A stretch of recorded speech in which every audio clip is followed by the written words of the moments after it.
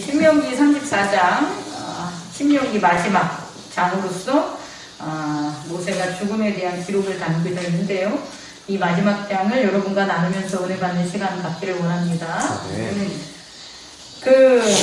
이런 단어적인 것들이 우리에게 이제 익숙하지 않는 낯설음이 있는데, 제가 여러분들에게 이제 질문을 하겠습니다. 죄의 능력이 뭘까요? 죄의 능력. 죄의 결과. 죄의 능력이자 죄의 힘. power of sin. 어떤 죄의 힘. 이게 뭘까라고 보면 사망은 결과고, 어떤 것들을 가능하게 하냐라는 거죠. 능력과 힘이라는 것, 있었던 이 현상과 이런 대상들에게 어떠한 체인지를 시키는 게 능력과 힘이 되는 거거든요. 그럼 죄의 능력과 힘은 뭐냐는 거예요. 분쟁, 갈등, 나눔, 하나님을 보지 못하게 하는 이름과 이즘. 죄가 어떤 능력이 있냐를 우리가 살펴보면, 죄는 뭔가 작용을 하려면요, 그게 힘이 걸려면, 죄가 우리에게 뭔 작용을 하냐 봤더니 잃어버리게 한다는 거예요. 잃어버리게 한다는 거예요. 뭘 잃어버리게 하냐면 하나님의 그 은혜, 하나님의 나타나심, 하나님의 사랑, 하나님의 나라, 하나님의 세계를 잃어버리게 한다는 거예요. 또 하나는요, 죄는 또 하나님을 잊어버리게 합니다.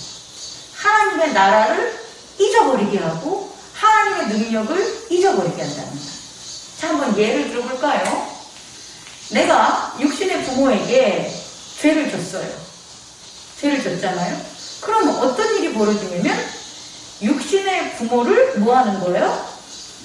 잊어버리고. 먼저는 그 육신의 부모에 대한 나를 지금까지 길러준 여러 가지 은혜와 사랑들을 잊게 만들죠. 그리고 더 나아가서는 그 육신에 대한 부모가 내 옆에 살아 계시지만 부모가 아니야.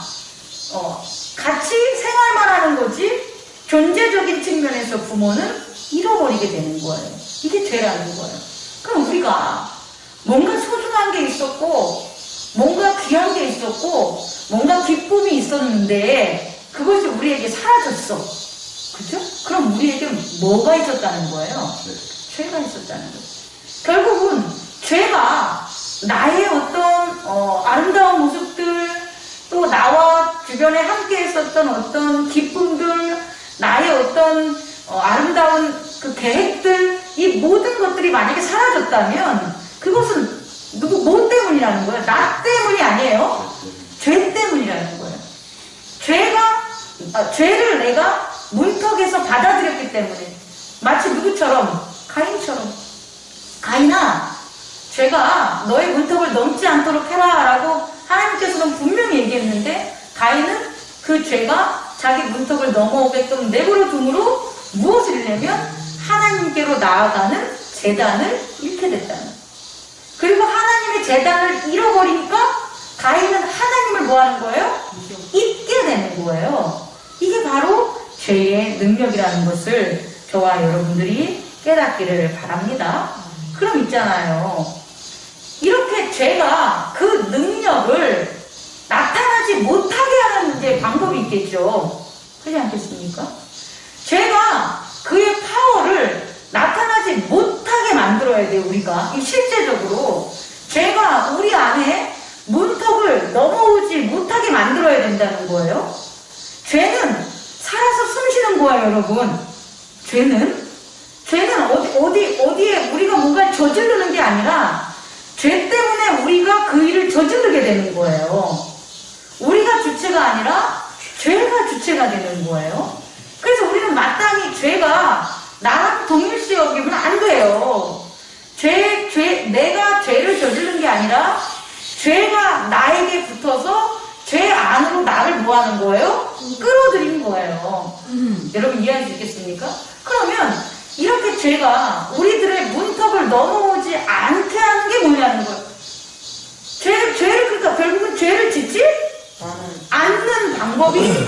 분명히 이 우리의 성경에 또 하나님께서 우리에게 나타나셨다는 그게 뭘까요? 여러분 죄는 우리가 뭐가 없었을 때 죄한테 끌려 넘어가는 거예요. 그게 뭐냐? 내면의 그리스도. 그렇죠. 그 내면의 그리스도를 이런 어떤 종교적 용어가 아니라 현실적으로 우리가 살아가는 이 삶에 있어서의 그런 단어로 표현한다면 따라해보세요. 증거예요. 증거가 있으면 죄 안 져요. 여러분 이걸 이해할 수 있겠습니까? 모르겠습니까? 이제 알려드릴게요. 증거를 찾지 못하기 때문에, 증거를 잃어버렸기 때문에, 증거를 잊었기 때문에 죄를 짓는 거예요. 가인이 맨날 하나님에게 죄를 졌냐? 하나님에게 제단에 죄를 엉성하게 졌냐? 거짓되게 졌냐? 그렇지 않나요? 가인이 죄를 문턱을 넘어오게 한 건 뭐냐면 하나님이 아벨에게만 증거한다는 거예요. 아벨의 제단에만 하나님이 나타난 거예요. 여러분 이해할 수 있겠습니까? 아벨의 제단에 하나님이 계셔라는 증거가 있다는 건 반대적으로 가인이 들어진 제단엔 뭐가 없다는 거예요.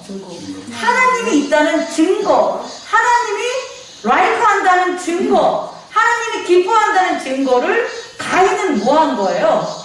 잃은 거예요. 혹은 잊은 거예요. 그래서 그가 죄를 뭐 하는 거예요? 자기 문턱에 들어오게 한 거고, 다시 말해 죄가 그들의 내면에 들어가게 한 거고, 그는 행위적으로 죄를 범하게 한 거예요. 그렇다면 있잖아요. 증거를 찾으면 우린 죄 안 질 수 있어요, 여러분. 부모를 공경하지 않는 건 있잖아요. 부모가 나를 키웠다는 것, 그 어려움과 역경과 고난 속에서 나를 희생해서 나를 키웠다는 증거가 우리들의 삶에 계속해서 보인다면 우리는 부모를 무시하지 않아요. 우리는 부모를 우리보다 소중히 섬길 수가 있어요. 그런데 그 증거를 잃어버리는 거예요. 어린 아이일 때는 그 증거를 잃지 않고 살았겠죠. 왜? 부모가 사주는 빵이 내 인생의 전부가 되니까 그 빵이 부모가 나를 사랑하는 증거가 되잖아요. 그러니까 부모님이 야 이거 하라 저거 하라 그러면 그 증거 때문에 순종하고 따라갈 수 있다라는 거예요. 그런데 우리가 성장해 가면서 그 대신 다른 것들이 자꾸 우리 안에 증거로 남게 되면서 부모가 나를 사랑한다라는 것, 나를 키웠다는 증거를 뭐 하게 되는 거예요? 잃게 되는 거예요. 이렇게 되면 어떻게 되냐면 부모님이 살아계심에도 불구하고 내겐 부모가 사실 없는 거예요. 잊고 사는 거예요. 예전에 나로서 나를 키웠던 부모로서의 증거가 뭐 하는 거예요? 사라지기 때문에. 같이 살고 있어도 그분이 무엇을 원하는지, 어떤 마음이 있는지, 또 어떤 걸 좋아하는지, 내가 무엇을 해줘야 되는지 모르는 거예요. 회개합니다. 증거를 뭐 했기 때문에? 잃었기 때문에. 그렇다면요, 하나님께서는요, 결국 그의 백성을 다시금 죄악된 세상에서 이끄시기 위해서 그분이 무엇을 했냐는 거예요? 증거를 우리에게 주셨다는 거예요. 그 증거가 하나님이 우리를 사랑하신다는 것을 뭐 하라는 거예요? 증언하는 거예요. 그 증거를 오늘 신명기 34장에서 모세가 지금 이스라엘인들에게 얘기하고 있는 거예요. 이 신명기 34장에 떠나서 신명기는 그 대상이 누구냐라고 보면 이스라엘의 2.5세대들이에요. 다시 말해 이 모세와 함께 애굽에서 나온 그 세대가 아니에요. 그 세대는 이미 광야에서 뭐 했어요? 다 죽어버렸어요. 그 세대는 다 죽어버리고 그 세대에 같이 있었던 갈렙과 여호수아, 그리고 그 세대의 자녀들, 아빠 부모님들은 다 죽고 그 자녀들이 지금 가나안 땅을 바라보고 있을 때 모세가 신명기 전체 얘기를 전한 거예요. 그래서 신명기는요, 영어로 말하면 뭐냐면, 두테로노미인데, 이게 뭐냐면, 다시 한번, 법을 갖다가 얘기해 주는 게 신명기가 되는 거예요. 모세가 1세들한테는 경험과 기적과 표적과 그들의 삶에 있어서 하나님을 나타내 줬는데 2세대들에게는요, 사실상 1세대들이 경험한 기적과 표적으로 하나님을 증거한 게 아니라는 거예요. 모세가 2.5세대들한테 가나안 땅에 들어갈 자들에게 그들에게 한 증거는 뭐가 되냐면 바로 언약이 된다는 거예요. 우리는요, 증거를, 이거 벌써 답이 나오면 안 되는데, 우리는 증거를 밖에서 일어나는 표적과 기적으로 찾기 때문에 증거를 잃어버리고 잊어버리게 되는 거라는 거예요. 증거는 언약이에요. 증거는 내 안에 내적으로 담아야 되는 게 증거가 된다는 거예요. 그래서요, 모세는 얘기합니다. 하나님이 너희를 사랑해서 약속의 땅으로 이끌어가는 것에 대한 그 증거, 언약을 어떻게 나타내냐면 복과 화에 복이 있고 화를 당하는 증거로 언약을 갖다가 전하고 있는 거예요. 단지 그냥 언약을 주는 게 아니라 그 언약이란 증거가 어떻게 이루어졌냐를 설명해 주는데, 첫 번째는 before, 이전에, 너희 2.5세대들을 있기 이전에 하나님이 어떻게 했냐는 거예요. 애굽에서 우리 이스라엘인들을 이끌어내셨다는 거예요. 애굽에서 하나님이 이끌어내셨다는 거예요. 그런데 애굽에서 이끌어내셔서 광야에 가서 뭘 줬냐면 그 증거인 언약을 줬다는 거예요. 언약은 광야 생활에서 율법을 줌으로 백성들에게 이미 다 줬다는 거예요. 하나님께서 모세와 통해서 시내산에서 그의 백성과 언약을 하면서 이미 증거는, 언약은 뭐 한다는 거예요? 줬다는 거예요. 그런데요, 왜 애굽에서 떠난 1세대들은 죽었냐는 거예요.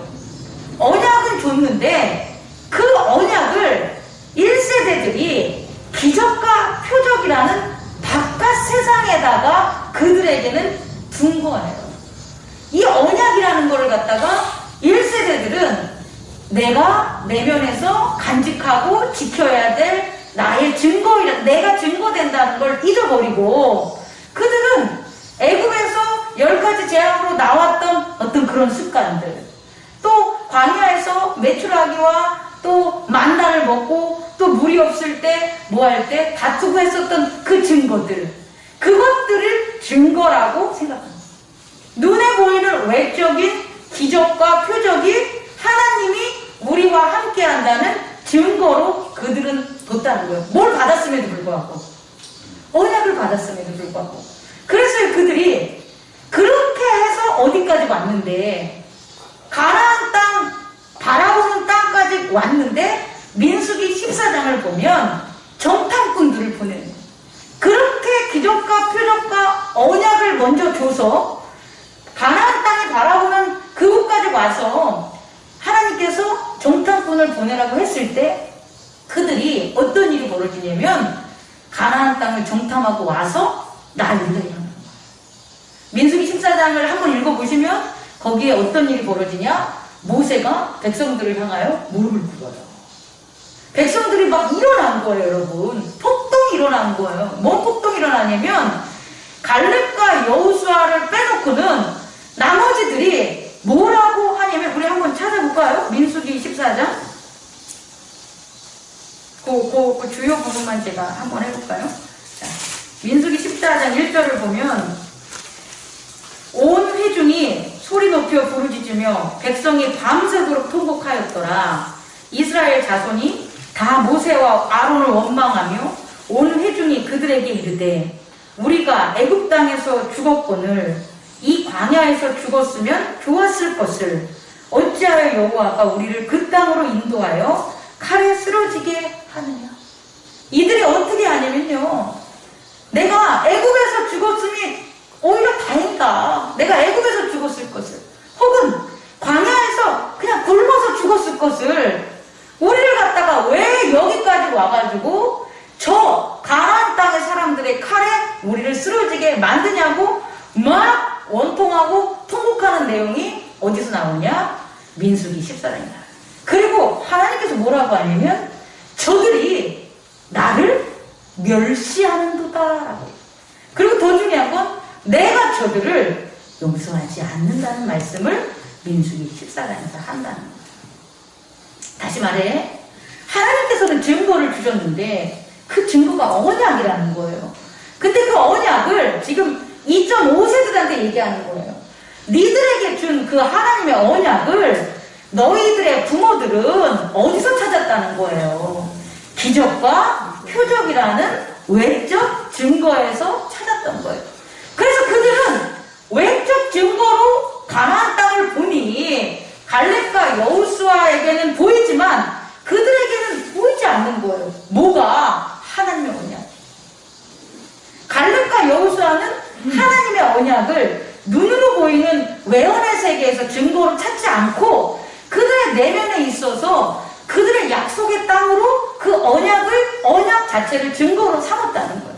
근데 그게 아니라 갈렙과 여호수아를 제외한 사람들은 겉으로 봤으니 겉으로 보여지는 가나안 땅의 아낙 자손들과 그들의 강대함을 봤을 때 그들은 하나님을 본 게 아니라 누굴 본 거예요? 가나안인들을 보게 된 거예요. 그러면 뭐가 사라지는 거예요? 하나님의 증거인 언약을 잃어버리게 됩니다. 그들은 결국 하나님의 언약을 잃고라고 보다는 잃고 맞다. 잃고 어떻게 한 거예요? 모세에게 대항해서 원망해서 지금 하나님을 갖다 뭐 하는 거예요? 멸시한다. 이렇게 하면 뭐 한다는 거예요? 2.5세대한테 얘기하는 게 이렇게 하면 니들도 뭐 한다? 죽는다. 그래서 니들도 니네 부모처럼 죽는다는 거예요, 여러분. 우리도 마찬가지라는 우리도 교회라는 게 결국은 가나안 땅이라는 어떤 하나님 나라를 향한 그 텐트, 그 공동체들랑요. 그런데 교회에서 있잖아요. 기적과 표적을 밖에서 자꾸 찾는 거예요. 교회의 어떤 건물의 성장, 어떤 사람들에 대한 수의 증가, 어떤 사람들이 충성하는 어떤 재물에 대한 양의 증가, 혹은 그 사람들이 나한테 뭔가를 대해주는 것, 목사님이 얼마나 친하게 지내는 것, 얼마나 헌신하는 것, 이런 밖에서 일어나는 것들을 증거로 삼으면 어떤 일들이 벌어지냐? 예수 그리스도의 언약을 잃게 된다. 예수 그리스도의 언약은 겉에서 드러나는 게 아니에요. 마치 뭐처럼 제가 가장 잘 예화를 들은 것처럼 너희들이 기적과 표적을 보고 나를 따르는 게 아니다. 너희들은 떡과 고기를 먹어 배불러서 나를 따르는 거란다. 다시 말해, 예수 그리스도가 언약이고 예수 그리스도가 기적이고 예수 그리스도가 표적인데 예수 그리스도를 보지 않고 빵을 보는 거예요? 떡을 보는 거예요. 그렇게 된 그들은 결국 어떻게 되냐? 예수 그리스도를 죽여요. 저는 거짓이에요. 저는 우리를 미혹했어요. 저는 하나님의 아들이 아닌데도 저는 이 예루살렘 성을 무너뜨린다고 했어요. 라는 거짓된 말들을 퍼뜨린다는 거예요. 예수님은 자신이 성을 무너뜨린다고 한 적이 없어요. 너희들이 무너뜨려라. 그럼 내가 짓겠다. 근데 그거를 들었던 그 예수님을 따르던 무리들이 그 내용을 예수님으로 바꾸는 거예요. 거짓된 잘못된 말씀으로 변형시키는 거예요. 그래서 결국 예수님을 뭐 하는 거예요? 십자가에 못 박는 거예요. 뭐 한다면 외적인 증거를 찾으면, 내적인 증거로 내면에 내가 돼야 되는데, 예수 그리스도가 돼야 되는데 그 증거를 찾지 않고 외적으로 찾으면 그렇게 바뀐다는 거예요. 두 번째는요, 니들 잘 들어. 니들이 너희들의 조상이나 너희들의 부모처럼 그렇게 하나님을 멸시하지 않고 니네들이 정말 지금 내가 계속 얘기하는 하나님의 언약과 그 율법을 잘 지켜. 어디 가서 가나안 땅에 가서 잘 지키라는 거예요. 근데 가나안 땅에 가서 그 약속을 너희들이 안 지키면 어떻게 된다는 거예요? 그곳이 가나안 땅이 하나님의 약속의 땅이지만 너희들은 어떻게 된다?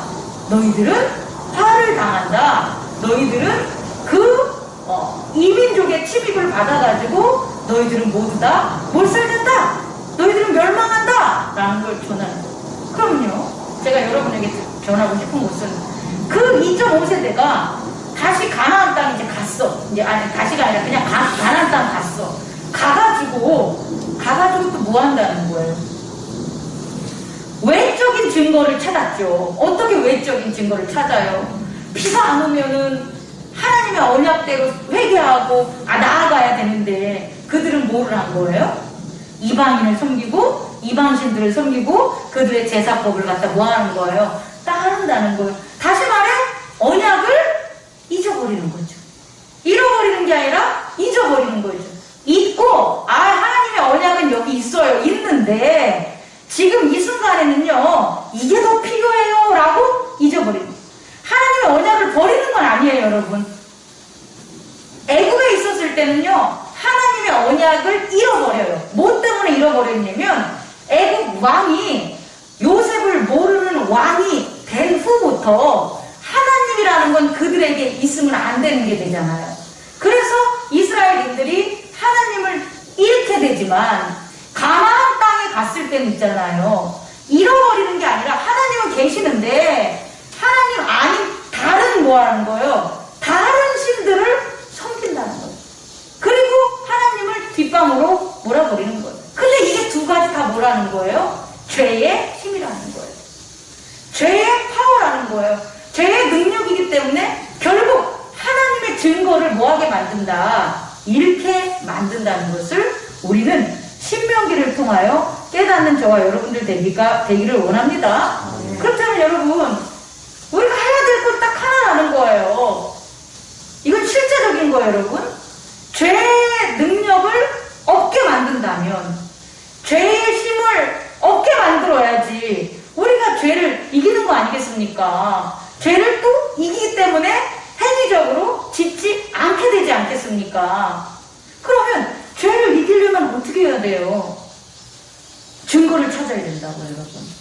증거를 찾아야 되는 거예요. 근데 어떤 증거? 외적 증거가 아니라 내적 증거가 되는 거예요. 그 내적 증거가 바로 뭐가 되냐면 성령님이신 거예요. 우리가 유일하게 죄악된 세상에서 이길 수 있는 방법, 모든 걸 승리할 수 있는 방법은 외연에 있는 성령님의 역사가 아니라고요. 우리의 내면에서 우리에게 법을 주시는, 우리의 마음을 교정하는, 우리의 생각을 없애게 만드는, 생각을 말씀으로 교체하시는 성령님이 우리의 증거가 되어야 됩니다. 그 성령님은 우리와 분리된 게 아니라 우리 자신, 우리를 변화시킨 우리 안에 계신 우리의 스승이자, 이렇게 얘기하면 좀 뭐하겠지만 새롭게 거듭난 우리의 속사람이다. 새롭게 태어난 우리의 속사람은 성령님과 함께 있는 성령으로, 물과 성령으로 거듭난 게 속사람이기 때문에 그 성령님을 우리가 증거해야 된다는 거예요. 우리는 죄를 못 이긴다는 거예요. 근데 여러분들은 그 내적 증거를 내가 찾으려고 하지 않고 외연에서 보여달라고 하는 거예요, 자꾸. 하나님, 기적과 표적을 보여주세요. 제가 이렇게 행위적으로 교회에 잘 나오잖아요. 행위적으로 제가 말씀을 잘 읽잖아요. 행위적으로 제가 예전과 다르게 하나님 앞에 나아가잖아요. 그러니까 하나님, 제게 기적과 표적을 보여주세요. 저의 이런 문제 해결해 주시고요. 이러이러한 것들 능히 이기게 해주시고요. 이러이러한 것을 해줄 줄 믿습니다. 아멘 땡 이런다고요. 그게 아니라 여러분들이 성령님을 찾는 노력을 해야 된다는 거예요. 그러니까 모세가요, 가나안 땅을 안 갔어도 하나님께 기뻐할 수 있는 이유는 그의 내면에 하나님 늘 동행한다는 언약의 증거가 모세에게 있기 때문이에요. 우리도 마찬가지입니다. 우리 안에 계신 예수 그리스도의 증거, 그 성령의 증거를 저와 여러분이 찾기 위해서 외적인 삶에 있어서 쓸데없이 찾았던 증거들, 잘못된 것들을 빨리 소각시키시고 쓸데없는 시간에 빼앗겼던 마음들과 생각들을 다시금 원위치시키는 저와 여러분 되기를 원합니다. 기도하겠습니다.